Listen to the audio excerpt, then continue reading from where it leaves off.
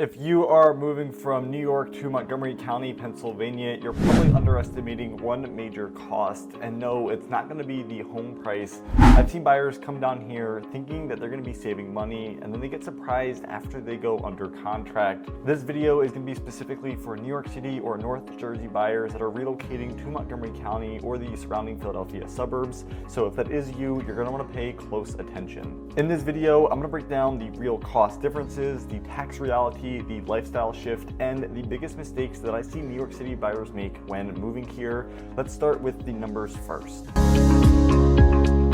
So let's look at the cost difference, because on paper, Montgomery County is going to look dramatically cheaper than New York, and in many ways it still is. I mean, an $800,000 house or condo in New York City might get you 2 bedrooms, a couple hundred square feet, if you're lucky, a washer and dryer in the unit. But $800,000 here in Montgomery County, it's going to get you a 4-bedroom, single-family house. You're going to have a yard, a driveway, a garage, and that part is going to feel amazing. But here's where buyers are going to be caught off guard. It's going to be the property taxes. In Montgomery County, the taxes are going to be heavily driven by the township and the school district that you decide to live in. So you could easily buy an $900,000 house and be hit with a $15,000 to $25,000 annual property tax. Sometimes it could even be more. So while it's not Manhattan pricing, it's also not the cheap suburb pricing that many are expecting either. You're going to have to compare the total monthly payment, but not just the sale price of the home. And I'm going to explain to you later in the video why that matters. Moving here is also not just going to be a financial decision, it's also going to be a lifestyle shift. I mean, in New York, you're going to be used to density, walkability, corner stores, constant activity all around you. And Montgomery County is going to be much more different. It's going to be a lot suburban. You're going to be trading your vertical living for a lot more horizontal living. You're going to get more space, more quietness, and some of the best school districts that you can buy into. A lot of the houses are going to have driveways, backyards, like I previously mentioned, but you're also going to be driving more.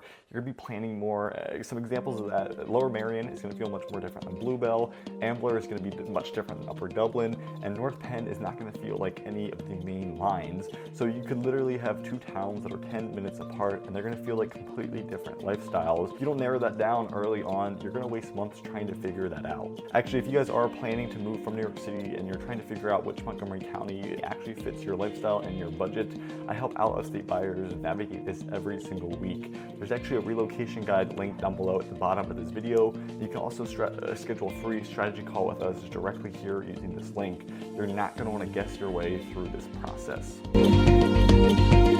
And here's one of the biggest mistakes that I see New York buyers make when moving to this market, and it's that they're going to be treating this market like it's a New York market. The offer structure is going to be different.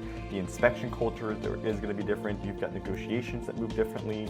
An example of that: in New York, aggressive offers are going to be super common, and here offers are going to be come down to a lot more strategic plays.